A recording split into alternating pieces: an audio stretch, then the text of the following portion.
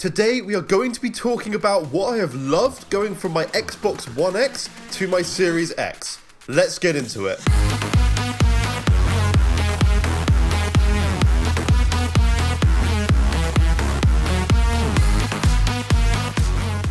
What is up, guys, and welcome back to yet another video here on my channel. I do hope you guys have been having an absolutely fantastic day. Thank you so much for all of the support on my recent videos. It has been absolutely incredible. I know they've been slightly different lately as there's not been a huge amount of Xbox news, but things have been great and you guys seem to be really enjoying them a lot, so thank you for that. So I actually got this idea off of another YouTuber that you might know called Mystic. He is a PlayStation-based YouTuber and did a video titled What I Love So Far from my PS4 to PS5 and what he misses as well. So I thought I'd do something similar on the Xbox side, as I'm not sure if anyone has actually done something on the Xbox platform. So to start off, we will do things that I love, and oh my gosh, is there a lot of them. Like, this transition between the two consoles on the Xbox side has been absolutely fantastic, with just only a few minor problems, but most things have been great. So let's start at the physical designs of the system first. I absolutely love the Xbox Series X design. The boxy, towering look of the Series X is very daunting and beautiful at the same time. I prefer having a system that actually stands vertically next to my TV.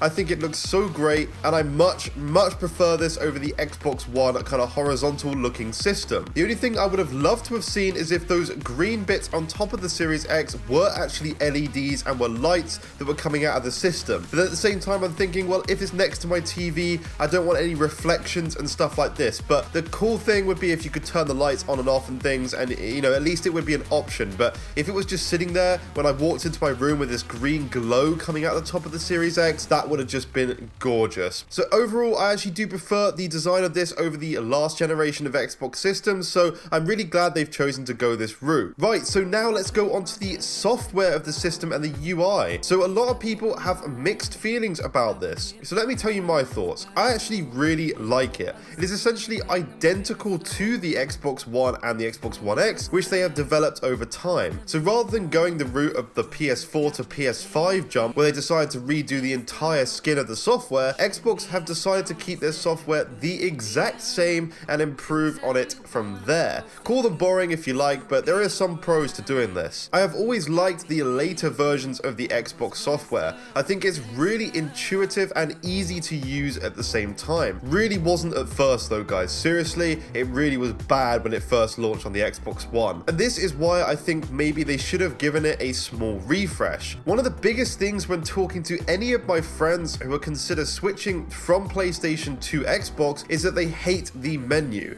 They don't understand it and they find it very clunky. I've then asked them, well, you don't own an Xbox, how do you know? Have you actually tried it? Then they say, yeah, I've used one at my friends or family's early on in the generation and it really just wasn't great. Now, I agree with them on this. The software early on in the Xbox One generation was really not good at all. It might not seem like it, but a lot has changed since then, and a lot has been revised. That's the reason I mainly lean towards Microsoft should have reskinned slightly, as some people have bad experience with this software on the Xbox side, but it has really been improved. The only one thing I want them to change now is the ads. They don't bother me too much, as they are mainly Xbox ads around products I would actually buy, but I think it just looks a little bit tacky having some ads slapped on the front of your Xbox when you first turn it on. Some people as well have done some really clean mock-ups if there was no ads on the front screen, if it was just games or media on the bottom tab, but this just looks beautiful. From what people have done on these mock-ups, it looks great. We do have some amazing additions to the software though, with things like quick switching features. Honestly guys, this feature is the best next-gen feature of any console. I'm calling it right now. The fact that I can just switch between so many games and it leaves me exactly where I left off from that game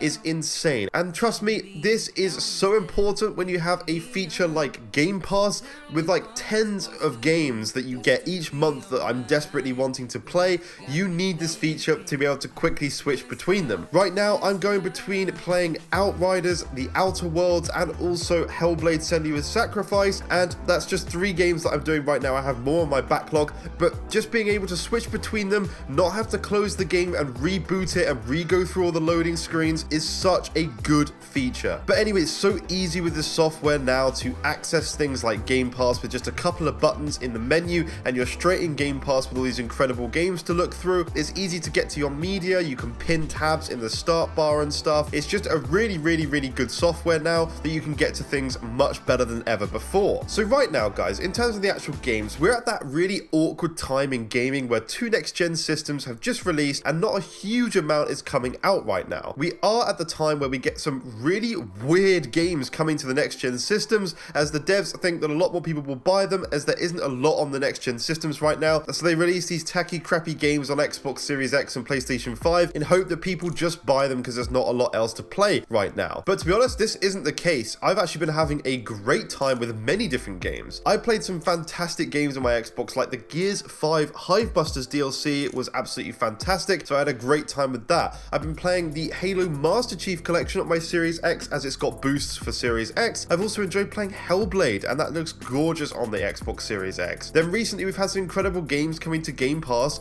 At the time of making this video, for example, we've just had Outriders released, which this game came out day one on Game Pass for when the game launched for £70 on PlayStation 5. Like, how incredible is that, guys? Like, we're getting these big first-party title launches day one, which I think is fantastic. And I'm sure Xbox has many more in the pipeline as well. And I've still got tons of games, like tons of Bethesda games that are on my backlog that I want to play in the near future. Bear in mind, all these are enhanced for Xbox Series X as well. By the way, guys, if you are interested in a good way to keep track of your game collection and also what you have in your backlog to play next, make sure you check out my video on keeping track of your game collection and figuring out what games you want to play next. There's some great websites that help you track things and keep track of the value as well of what your game collection is worth. So do check out my video on that. So what I'm saying here is, yes, there hasn't been many games at the launch of this system, but there has been a hell of a lot of great games to either dive into from last gen with boosted frame rates and also graphics, but also some great games to replay in the way that developers wanted it to be played, in gorgeous 60 FPS,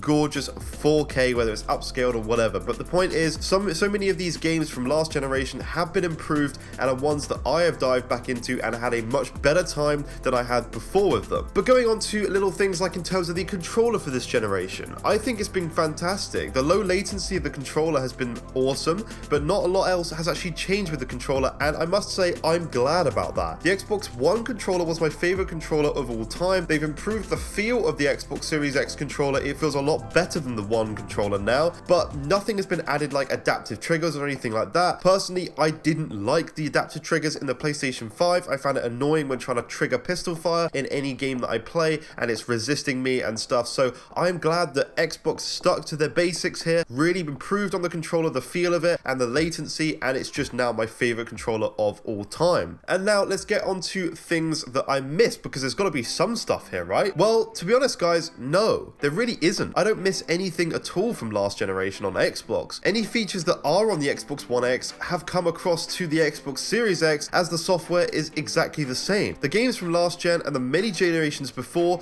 run better than ever. I've tested many of the original Xbox games on my Series X, and I haven't had a single one that doesn't work yet. Like, that's a whole mass of games that just work on my Series X, and they work better than they ever have before. I think that's just awesome, the fact that you get to carry this massive backlog of games across to the Series X. So there's literally nothing I'm missing, because it's all the same with vastly improved things over the last generations. I'm glad Xbox has actually taken this approach of improving on what they have. Is the system perfect? No, I still have some controller disconnections, and sometimes my games occasionally crash, but this is just teething issues that happens at the start of every single new generation of consoles. But overall, it has been a really smooth transition. Everything just feels so much more snappy than things were on the Xbox One X. Things just happen instantly on the Series X. It almost feels like it is predicting your actions because it's so fast. And when you go back to the Xbox One X after, it feels so slow. It feels like it's lagging all the time in the menu. things pop in and load in late.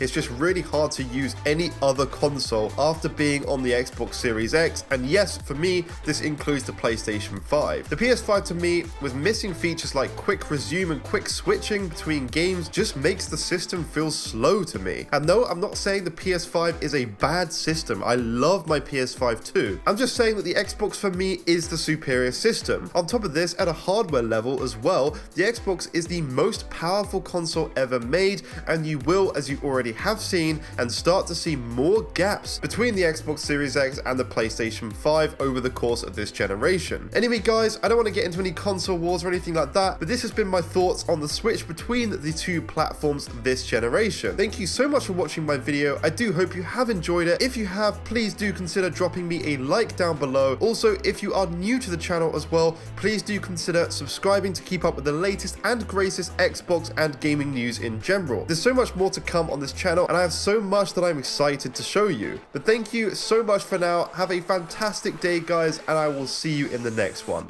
Bye-bye.